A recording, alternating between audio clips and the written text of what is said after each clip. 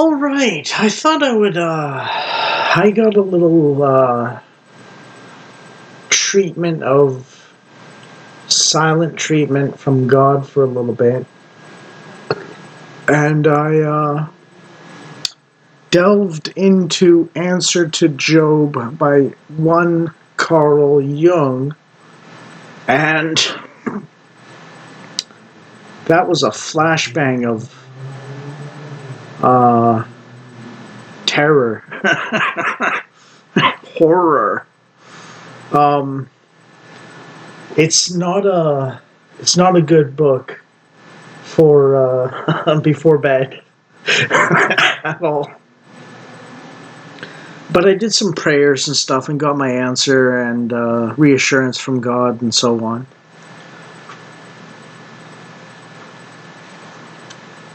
The Christian theology is the appropriate response to Answer to Job by Carl Jung.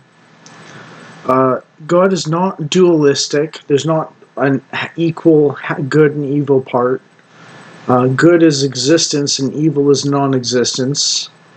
Good is life, evil is death, is the traditional way of putting that. Now you might say, oh, well, my life is just suffering and so on. And I can totally understand that principle, and I kind of feel that way in a way sometimes. But think of it like this. A lesser good is the human experience of evil.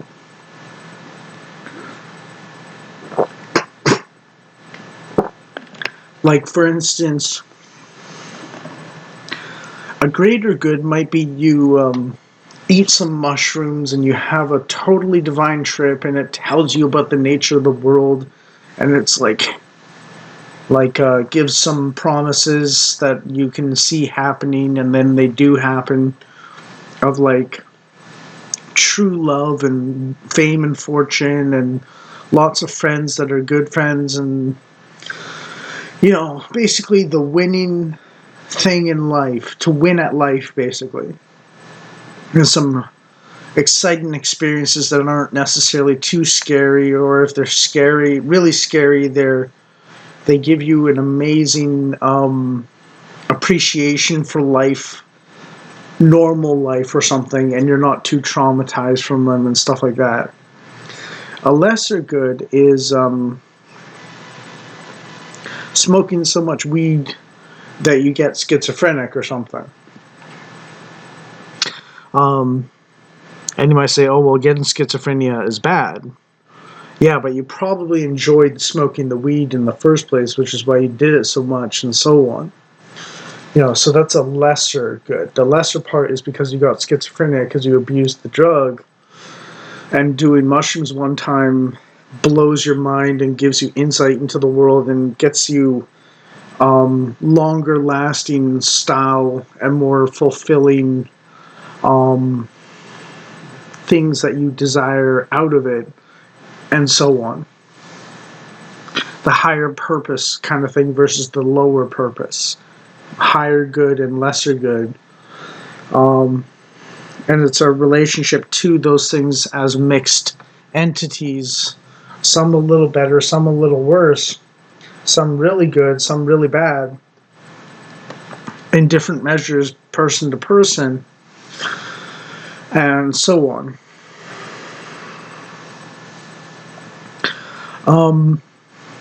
Anyways, so Carl Jung basically makes God out to be Homer Simpson.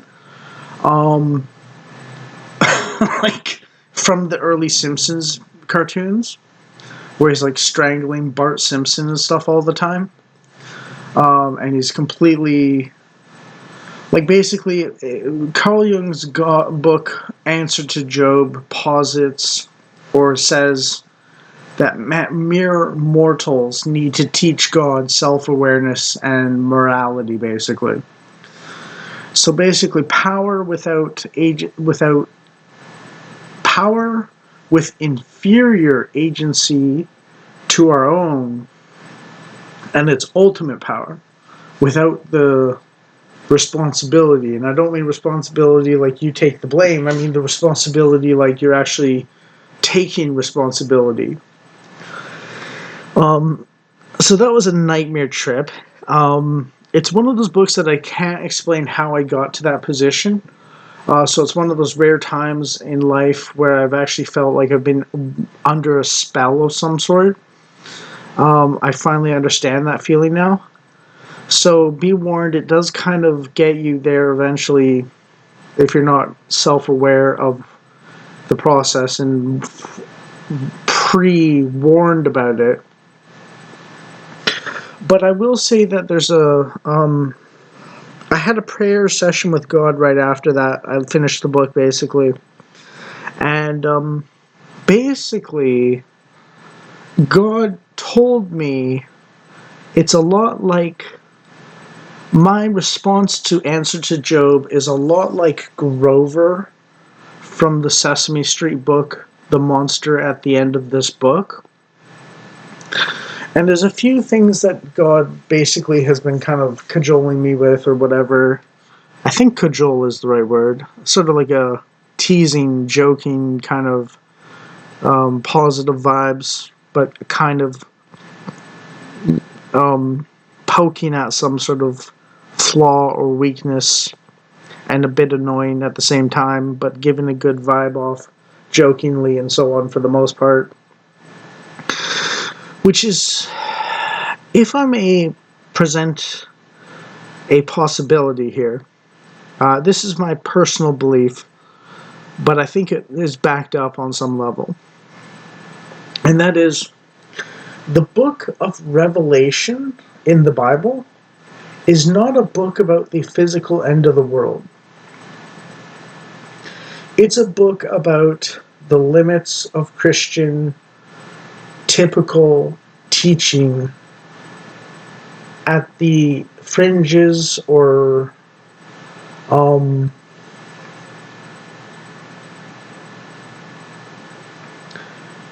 edges or frontiers of the human condition.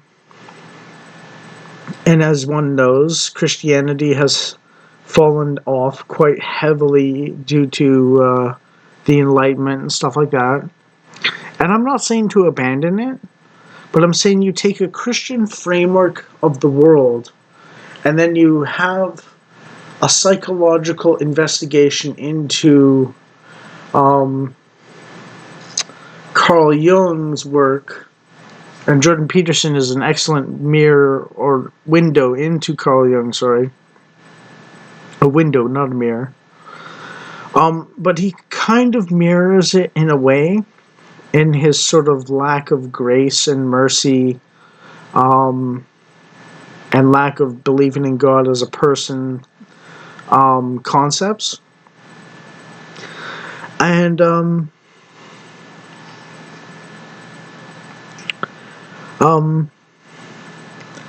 what I would suggest is that we should be post-millennial in a way, in regards to the Christian text and the limits of its actually prophetic capacity, in a symbolic or pseudo-literal sense, with the book of Revelation being the last 120 years to the next 10 to 20 years, or something like that.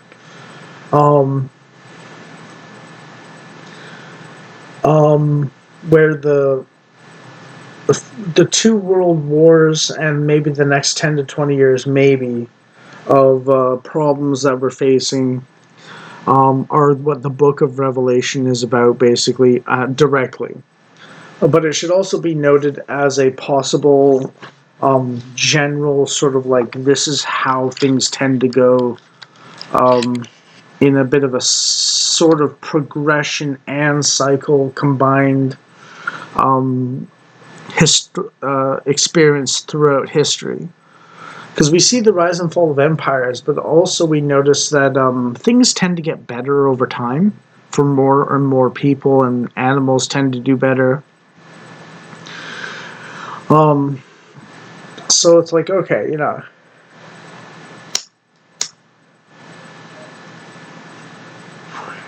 At least our farm animals do better than they were before. And there might be times where things go backwards a little bit, but there tends to be an overall progress orientation and so on. And right now we're in one of those dark ages in the Western civilization and so on. So a lot of people born in 2000 or later or whatever don't see the golden age possibilities. But what I'm saying is that we can get back to that and even get better and better over time, probably, provided we go back to basics and the foundations and build them strong and work with the progress of thought and development over the millennia, and so on. And that's what my existential crisis guide and toolkit basically is trying to do. Is trying to say, like, these are the lessons I've learned going through, like, thinking I was the Antichrist, thinking I'd killed God as hard as Nietzsche was complaining about, thinking I was a pagan god compared to Yahweh's, like, Old Testament views on them, which, if you know, is basically being the Antichrist and killing God. Yahweh was not very happy about those pagan gods. With Yahweh being the one true God, basically, and me being the pagan god who's like... It's sort of like a demon, a fallen angel, a demon. Those are the same thing, by the way. That pretends to be a god. So it's like, it's like just, wow, what an experience. Being treated like that from God for a little while. And also a bit of a period of time thinking I had no will of my own logically, even though I feel like I do have it, and being like, oh my God, do I, it's almost like saying, do I exist or do I not exist? Is life a dream and all that kind of thing? I think I had that basic experience, except it was with my like actual will and like the core nugget of my personhood and decision making capacity. Did that exist, or was it just part of a determinism?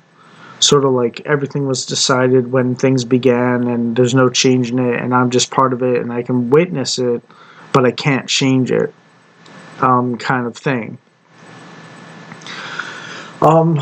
So yeah, like I've had these, like I've faced the gamut of existential dreads of all sorts. So basically, my entire purpose for this existential crisis guide and toolkit is to be like, no, this is how you get out of it, basically. Yeah. And Answer to Job is one of those books that basically formulates the possibility.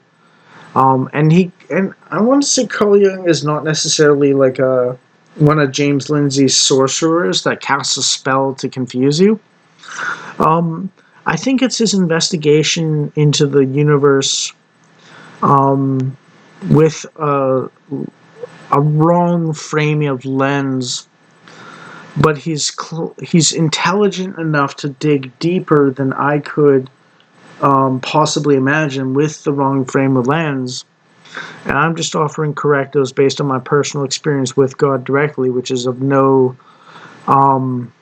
credit to myself, but rather God Almighty's beneficence in deigning or bothering to chit-chat with me, basically. So there's a few things that Carl Jung basically does, which is he treats God like he's Homer Simpson in the early Simpsons episodes where he's strangling Bart all the time and so on. But he does care about his family. He's just really dumb and unself-reflective. He treats dualism as like God as dualistic in of himself, so you never know whether you're going to get the good or evil side of God. And he basically says mankind, a mere mortal, needs to teach God morality and self-reflection or self-awareness or something. Those go against the Christian teachings of God completely, and it makes a very hopeless world. So if you want to understand the reason why those are incorrect, just read Answer to Job from Carl Jung and like feel the despair. And then remember that history shows us we go through routines and cycles, but things are generally progressing to the better on average for more and more percent of the population. Um, and I would argue that Earth is unfolding in a roughly similar pattern to heaven, in a certain sense, towards complexity, higher meaning, and comfort. Um, basically, um,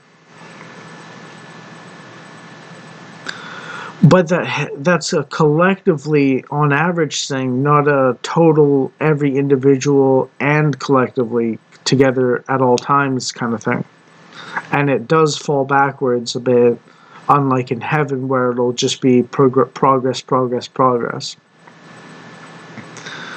And that's why postmillennialism isn't such a bad thing in this case, because we're positing the evolution of life and existence into higher forms of complexity, meaning, and comfort on average. Like, I think the next three steps that we can imagine potentially, I don't know if this is going to happen or not, but this is what I'm going to just assume and not worry about it. Because if we're stuck on this planet until the sun dies, that's going to be a long time from now. But at least not to go insane with terror, and just function in life. So it works at least doing this. Um, you know, and I'm not too worried that God's gonna like pull a blind side and like trick me into being hopeful when I shouldn't be, and so on. Because history doesn't seem to show that that's the normal trajectory of civilization. Um, the next three steps we're going to go through are basically solar system colonization, galactic level colonization, intergalactic level colonization, and then ascending into higher dimensions, kind of like the ancients from Stargate SG-1. So 4 stages. I don't know if we'll ever actually do it, but if we went from one-celled organisms to like conscious, aware, thinking, technology inventing humans, then why wouldn't we eventually be able to do that? Right? Like, it's just as much of a leap, but we've already made that level of a leap already. It just took 3 billion years. And, you won't live to see it in your lifetime. Maybe we'll get a moon colony or a Mars colony or something, but um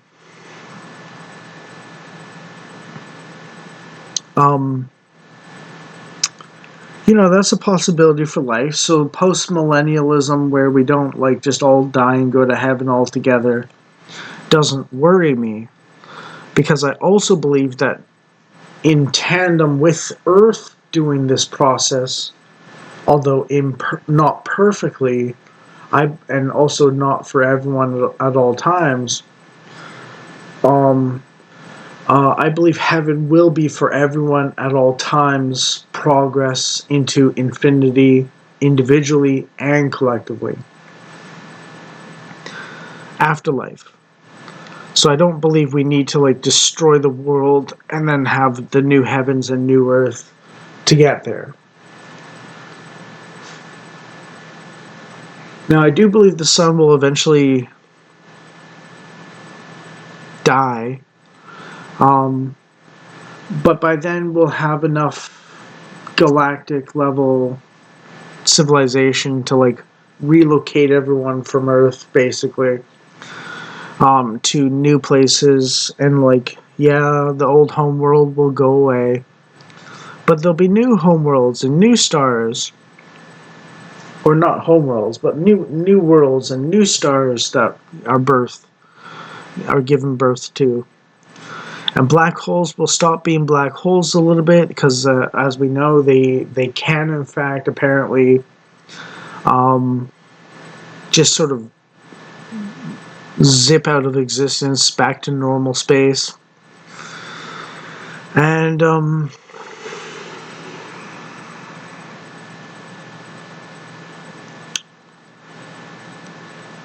you know, they say the galaxy is expanding or something, or the universe is expanding. But it seems kind of weird. I would almost think that, like, existence is continually growing, or at least it's growing and shrinking in different ways. Like, things are popping in existence and things are popping out of existence. I would think there's a continuity, and it's not just like a small world like birth, middle period of misery and slight progress, and then total death. And then maybe we get to heaven if we're lucky or something. Yeah. Um, I think that's a fundamental of the cycle of an empire or civilization on some level, but the civilization is not actually literally its people. It's an egregore. It's an idea that can be measured by its impact on the real people. So we have like multiple layers of like birth, growth, decline, death, and offshoots, like children, basically, of the parents, offshoots, and so on. Multiple layers of this. But the one thing that we've seen continually over time through the very biology of our planet is eventual long term progress towards complexity, higher meaning, and comfort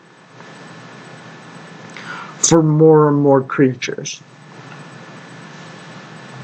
on average, or a per capita. So less nature, red tooth and claw, and more like giving your kitty cat pet kibbles. You know what I mean? So yeah, um, that's my refutation of Answer to Job. And if you want to know what the other visions that are nightmarish are, it's Serial Experiments Lane and Texnolyze. Texhnolyze. Um, so yeah, I would recontextualize the Book of Revelation not to be about literally the end of the physical world, but a sort of a pointer at the end of imperial cycles, basically, and more as a direct prophecy in a sense, a certain sort of sense of the old world of myth giving way to technology, and the new heavens and new earth being the Jonathan Pajot style re-enchantment of the world, with the new heavens and new earth being our new vision of how the world works by integrating myth with technology instead of fighting them against each other. And that is an evolutionary process And don't get me wrong, there have been great extinction events that have leveled like 90-95% of the life on Earth. But if you notice, life finds a way. We've still grown in complexity and purpose and comfort on average more than we have in the past. We started with a single cell organism, a strand of RNA, something that didn't even know it existed, and now we've got humans and stuff. So there's a long, unbroken line, basically, of life that has led to our technological mastery of the world.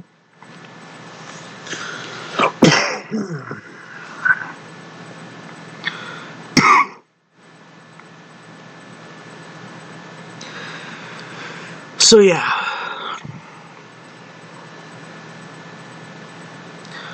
And I would argue that we don't need to worry about all dying together and going to heaven or something like that. The afterlife awaits us anyways. And it is going to be like the general trajectory of Earth, except even better in the ways I've described already.